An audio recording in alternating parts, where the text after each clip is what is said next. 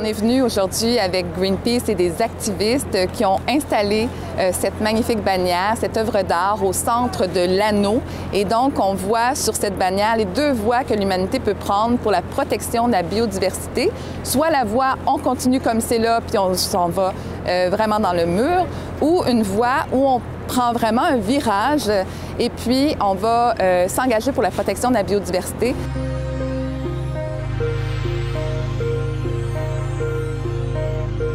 80% de la biodiversité restante à travers le monde se trouve dans des territoires autochtones. Ce sont les grands protecteurs de la biodiversité. Donc, nous, à Greenpeace, il y a une chose qu'on demande, c'est notamment d'avoir des engagements clairs pour la protection de la biodiversité, pour le nouveau cadre qui est en train d'être négocié dans les discussions de la COP15 au Palais des Congrès.